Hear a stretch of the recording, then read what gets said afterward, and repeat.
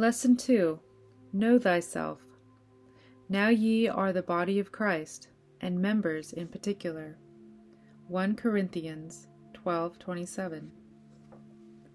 Affirmation. Father, as we seek to see and know Thy face, may we each, as individuals and as a group, come to know ourselves, even as we are known, that we, as lights in Thee, may give the better concept of Thy Spirit in this world. 262-5. 2. Know Thyself. Based on Edgar Cayce readings 262-5 through 262-11.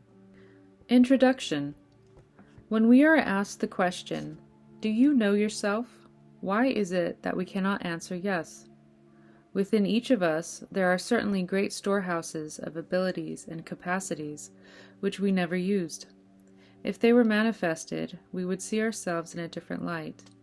We would understand the real functions of our physical bodies in relation to our mental and spiritual bodies.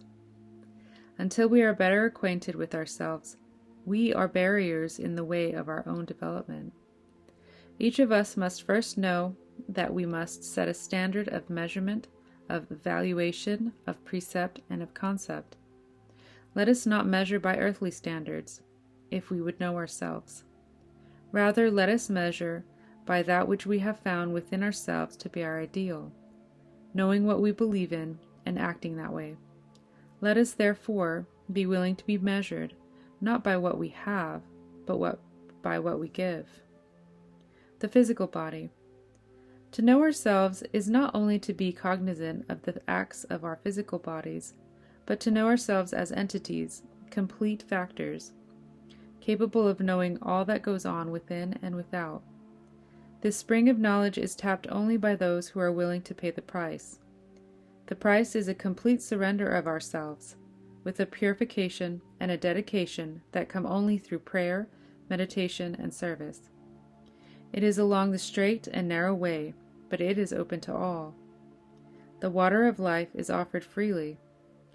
As entities, we are miniature copies of the universe, possessing physical, mental, and spiritual bodies. These bodies are so closely associated and related that the vibrations of one affect the other two. Our mental, especially, partakes of the other two, in the physical as the conscious mind, and in the spiritual as a superconscious mind. Our bodies are temples of the living God. It has pleased God to so manifest Himself in the world. Our physical bodies are composite units of creative force manifesting in the material world.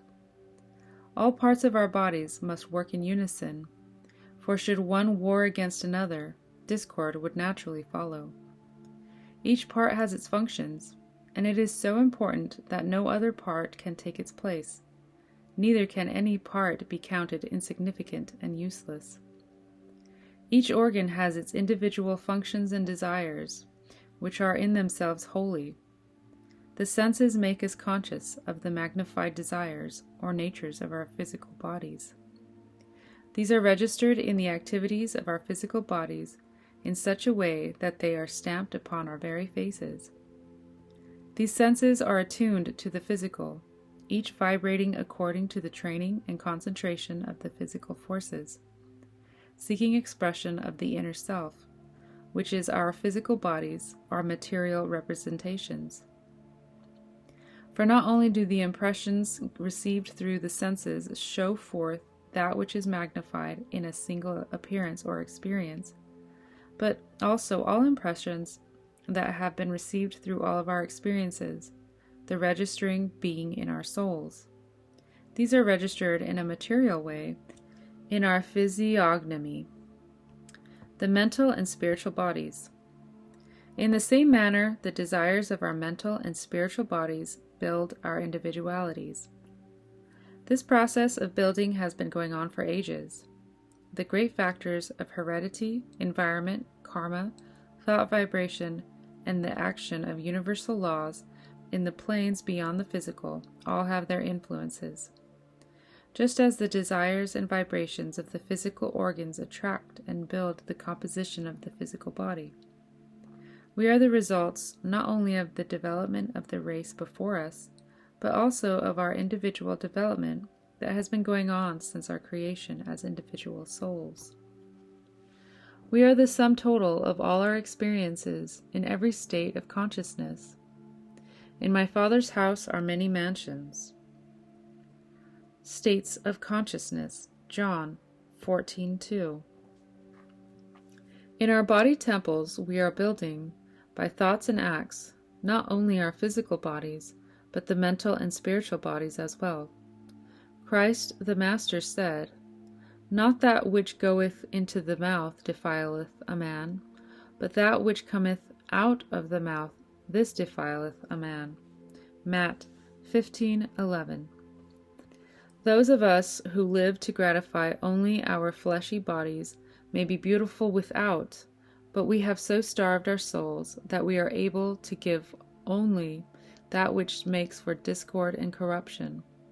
In speaking of the scribes and Pharisees, Jesus said, "For ye are like unto whited sepulchres, which indeed appear beautiful outward, but are within full of dead men's bones and of all uncleanliness.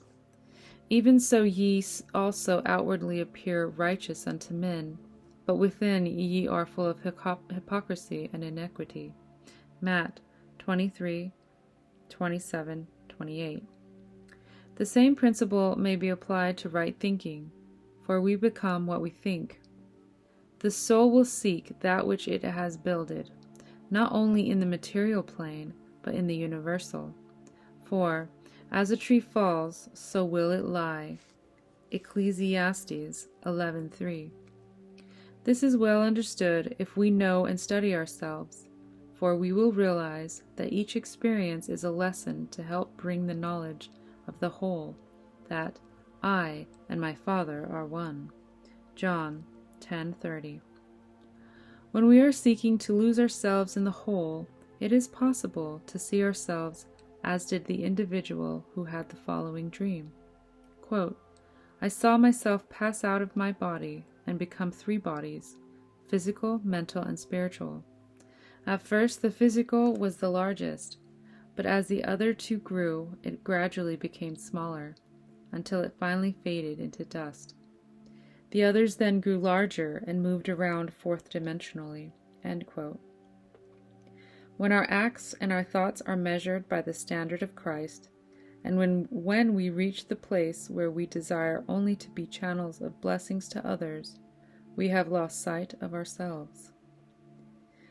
Then we have the mind of the Christ, for he came not to be ministered to, but to minister, and gave his life as a ransom for many. Self in relation to others. We should let neither flattery, criticism, nor opinions of others turn us aside from those vital things for which we stand, those things that are lifting us upward and building within us that which will endure until the end. Let us turn within to see if we are being true to ourselves when temptations arise. We know that we cannot be true to others unless we are first true to ourselves. As we cultivate the ability to discriminate between right and wrong, good and evil, we are reaching the plane where we may be masters of our destiny. It is found in keeping the whole law. "Thou shalt love the Lord thy God with all thy heart, and thy neighbor as thyself." Luke 10:27. This is a spiritual desire, for the carnal mind is envious. There is in all of us that still voice that teaches sacrifice, love, and service, that warns of every catastrophe and protects from all danger. When it is listened to and followed, no mistakes are made, no wars are fought, no homes are broken up, for then we seek the good of our neighbors and the will of the Creator. Let us dare to see ourselves as others see us. It is well to stand aside and see ourselves go by. Let us think back over the words and acts of the day, asking ourselves these questions. Why did we do this or that? Would we have acted before our God in the manner we acted before our neighbor? Are we expressing our concepts of God in our lives to those we contact?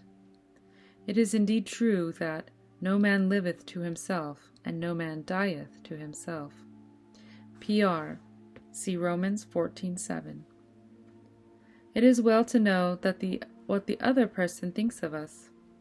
We must, without any feeling of shame or humiliation, be willing to be measured by the standard that we have given one the impression we hold.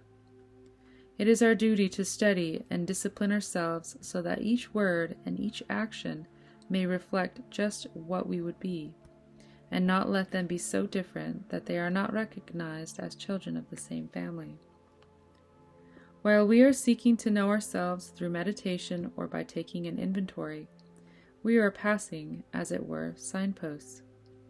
We see a little light day by day, or catch a word here, an idea there, from those we contact, who help us to realize that all are traveling along the same road. Truly, the better we know ourselves, the better we understand others. Does it not make us more tolerant of our neighbors if we see them as we are, or as we have been? Since service is the means of fulfilling our mission here, the question will naturally rise: who is this neighbor that we should serve? It is the person who is in need of help, whether the individual be friend or foe, regardless of his or her race or creed. When Jesus defined this question, he said, "Behold my mother and my brethren, for whosoever shall do the will of my Father which is in heaven, the same is my brother and sister and mother." Matt 12:49-50. If we measure our activities in the daily walks of life by the standard of the Christ, there will never be a regret. It is the following the teachings of the Master that will lead more and more in the way toward a perfect understanding. Be what you seem, live your creed, hold up to earth the torch divine. Be what you pray to be made, let the Master Jesus' steps be thine. P.E. Self in relation to creative force. By keeping in touch with the creative force, we rise above the conditions where the blind lead the blind, and we know that we are guided by the all-seeing eye in all that we are called to do. If I ascend up into heaven, thou art there. If I make my bed in hell, behold, thou art there. If I take the wings of the morning, and dwell in the uttermost parts of the sea, even there shall thy hand lead me. Psalm 139, 8-10. Let us awake and know that God is speaking to us, leading us, and protecting us, that His Spirit is even now bearing witness with our spirit that we are children of God. As the voices of our souls cry out to their Creator, let us not doubt the promise, "He that hungers and thirsts after righteousness shall be filled." P.R. See Matt 5:6. It may come as the wind, we may not know from whence, but all who seek will know that His name is I Am that I Am. Exodus 3:14. Who is speaking in His holy temple, the body. That is the true awakening. There is, indeed, a physical body, a mental body, and a spiritual body, and they are one in love, one in truth, one in service, and one in Him. The awakening of self. Our physical bodies, our mental bodies, and our soul bodies are but shadows of the triune. The body physical is as human. The body mental is as the Savior of humanity. For it is through the application of the mental influences that we would control and build that which finds expression in the physical and in the soul.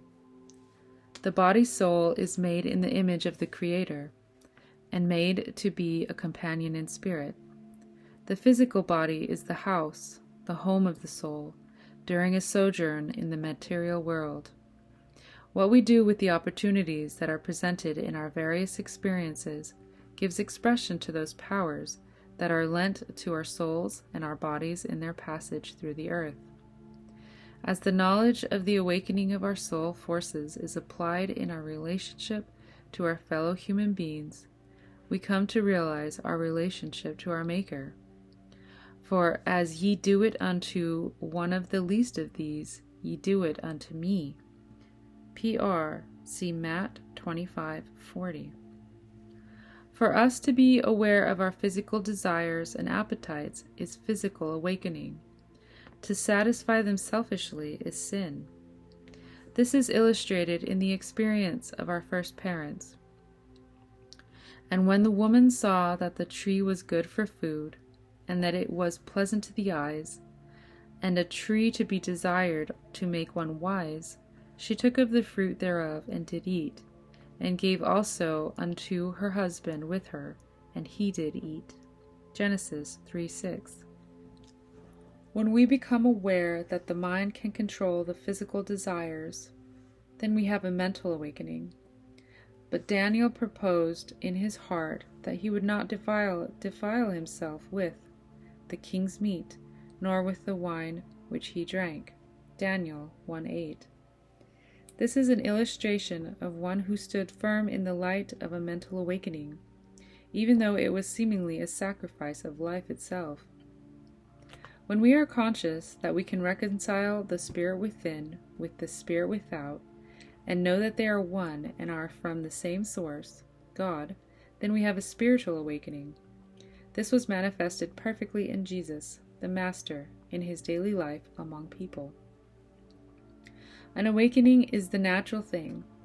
When we attune ourselves to the source of all good, allowing his spirit to bear witness with our spirit, we are awakened then to the knowledge that we are indeed children of God. We show forth our spiritual awakening by our patience, tolerance, long-suffering, and forbearance, not being willing that any should suffer, but that all should come to the knowledge of the truth. When we practice these virtues in our daily lives, we become masters among others. Let us realize that we should so live in body and in mind that we may be channels through which the creative forces may flow. Let us give more attention to our thoughts, for thoughts are deeds and are children of the union of the mind and the soul. What we think continually, we become.